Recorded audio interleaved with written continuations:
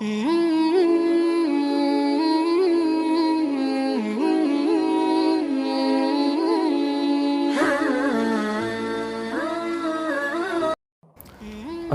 علیکم ورحمۃ اللہ وبرکاتہ۔ محترم بزرگوں دوستو، امید ہے آپ خیریت سے ہوں گے۔ الحمدللہ، اللہ کا شکر ہے کہ اس نے ہمیں اسلام کی دولت سے مالا مال فرمایا اور ہمیں اپنی پیارے نبی صلی اللہ علیہ وسلم کی امت میں پیدا فرمایا۔ تو ہمارا فرض ہے کہ ہم امتی ہونے کے ناطے دین کا پیغام دوسروں تک پہنچائیں، ورنہ ہماری قیامت کے دن پکڑ ہوگی کہ ہم نے تم کو دین دیا تھا، تم نے اس کا کیا حق ادا فرمایا۔ محترم بزرگوں دوستو، آج کی ویڈیو ہمارے پیارے نبی صلی اللہ علیہ وسلم کے اچھے اخلاق کے اوپر ہوگی کہ آپ کے اخلاق کتنے اچھے تھے، کیسے آپ کے اخلاق تھے، کیسے آپ صحابہ کے درمیان رہتے تھے۔ اس کے بارے میں آج کی ویڈیو ہوگی، مختصر سی ویڈیو ہوگی، اس لیے آپ سے گزارش ہے کہ اس کو پورا دیکھیے گا۔ ویڈیو شروع کرنے سے پہلے آپ حضرات ہمارے چینل کو سبسکرائب کر دیں اور لائک کر دیں، کمنٹ کر دیں۔ تو چلیے دوستو شروع کرتے ہیں۔ حضرت ابو امامہ رضی اللہ عنہ سے مروی ہے کہ انہوں نے فرمایا کہ رسول اللہ صلی اللہ علیہ وسلم عصا پر ٹیک لگائے ہوئے ہمارے پاس تشریف لائے تو ہم آپ صلی اللہ علیہ وسلم کے لیے کھڑے ہو گئے۔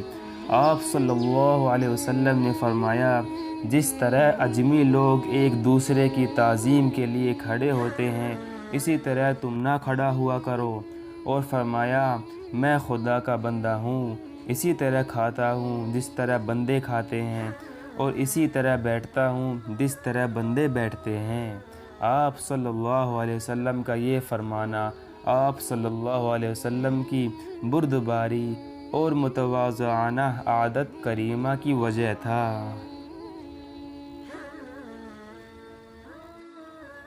حضرت انس رضی اللہ تعالیٰ عنہ فرماتے ہیں کہ حضور صلی اللہ علیہ وسلم نے ایک پرانے پالان پر حج کیا، اس پر ایک کپڑا پڑا ہوا تھا جو 4 درہم کا بھی نہ ہوگا، اور حضور صلی اللہ علیہ وسلم یہ دعا مانگ رہے تھے، یا اللہ، اس حج کو ایسا حج فرمائیو جس میں ریا اور شہرت نہ ہو، دکھاوا نہ ہو۔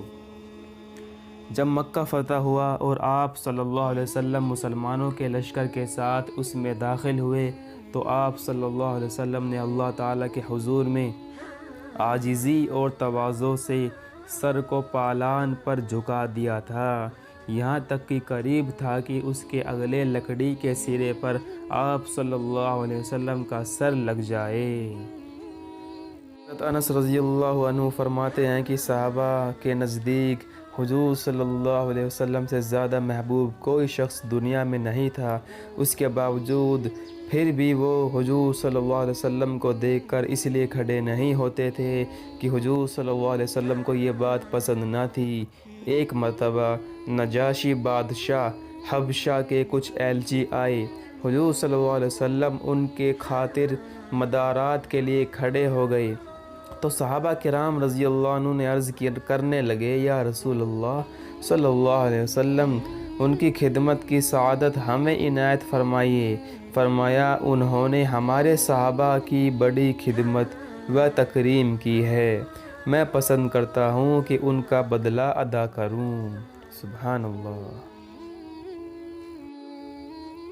ابن مسعود رضی اللہ تعالیٰ عنہ فرماتے ہیں کہ رسول اللہ صلی اللہ علیہ وسلم نے اس کی تاکید فرمائی کہ میرے صحابہ رضی اللہ عنہم میں سے مجھ سے کوئی شخص کسی کی کوئی بات نہ پہنچایا کرے، کیونکہ میرا دل چاہتا ہے کہ جب میں تمہارے پاس آؤں تو میرا دل تم سب کی طرف سے صاف ہو۔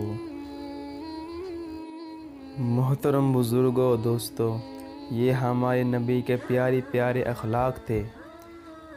اللہ ہمیں کہنے سننے سے زیادہ عمل کی توفیق عطا فرمائے، کیونکہ اصل بدلہ، اصل اجر عمل پہ ملتا ہے۔